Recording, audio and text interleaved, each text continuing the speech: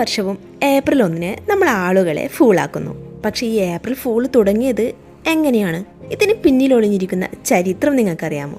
ഇന്ന് നമ്മൾ അറിയാൻ പോകുന്നത് ഏപ്രിൽ ഫൂൾസ് ഡേയുടെ രസകരമായ ആ ഉത്ഭവ കഥയാണ്. ഏപ്രിൽ ഫൂൾസ് ഡേന്റെ കൃത്യമായ തുടക്കം ആരും ഇതുവരെ ഉറപ്പിച്ചു പറഞ്ഞിട്ടില്ല. എങ്കിലും ഏറ്റവും പ്രശസ്തമായ കഥ ഫ്രഞ്ച് കലണ്ടർ റീഫോം ഓഫ് 1582 ബന്ധപ്പെട്ടതാണ്. 1582 പോപ്പ് ഗ്രിഗറി 13 പുതിയ ഗ്രിഗോറിയൻ കലണ്ടർ അവതരിപ്പിച്ചു. അതിനു മുമ്പ് ന്യൂ ഇയർ മാർച്ച് അവസാനം മുതൽ ഏപ്രിൽ 1 വരെയായിരുന്നു. പുതിയ കലണ്ടറിൽ ന്യൂ ഇയർ ജനുവരി 1 മാറ്റി.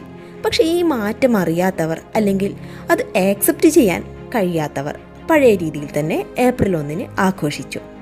അവരെ ഏപ്രിൽ ഫൂൾസ് എന്ന് വിളിച്ചു. അവരെ കളിയാക്കാൻ ചെറിയ പ്രാങ്കുകൾ ചെയ്യാൻ തുടങ്ങി. ഇത് പിന്നീട് യൂറോപ്പിൽ മുഴുവൻ പടർന്നു. പിന്നീട് ലോകമെമ്പാടും ഒരു ഫൺ ട്രഡീഷനായി മാറി. ഇന്നും ഏപ്രിൽ 1 ആളുകൾ ചെറിയ ചീറ്റുകളും പ്രാങ്കുകളും ചെയ്യുന്നു. Friends, family, even big companies വരെ ഇതിൽ പങ്കെടുക്കുന്നുണ്ട്.